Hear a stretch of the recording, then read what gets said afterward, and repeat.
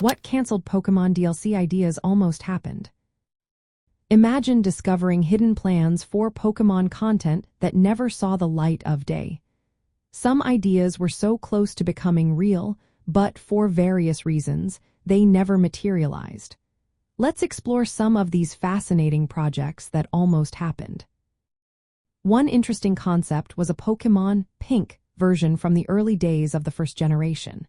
It was meant to be an extension of Pokémon Red and Green, offering new features and Pokémon. The idea was to release it as a slightly different version to boost sales and add more content.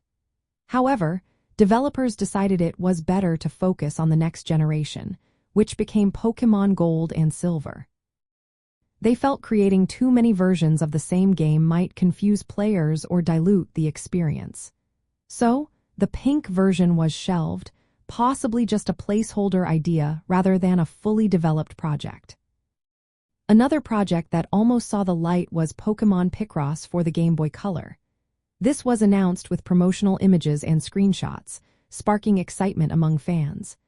Pokémon Picross was a puzzle game combining Pokémon with the popular Picross format. Unfortunately, it was never released. The reasons remains unclear, but it might have been due to development challenges or shifting priorities. Interestingly, the concept was later revived as a Nintendo 3DS title, showing how ideas can come back in different forms. There were also plans to include certain Pokémon earlier in the series. For example, Shellos and Gastrodon from the Sinnoh region were originally meant to appear in Pokémon Ruby and Sapphire.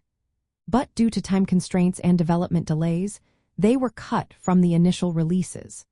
These Pokémon eventually appeared in later games, but their early inclusion was a missed opportunity during the original development phase. Fans have also speculated about potential DLC for remakes of Pokémon X and Y, which take place in the Kalos region. Some rumors and patents suggested possible expansions or remakes for Pokémon Scarlet and Violet, which are recent titles. However, no official announcements have confirmed these plans. It seems that Game Freak and the Pokémon Company are shifting toward downloadable content rather than full new versions or remakes, which changes how fans experience new content. In the end, these canceled ideas show how development is a balancing act.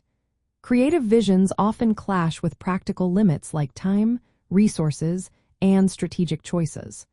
While some projects never made it, they still fuel the imagination of fans eager for more Pokémon adventures.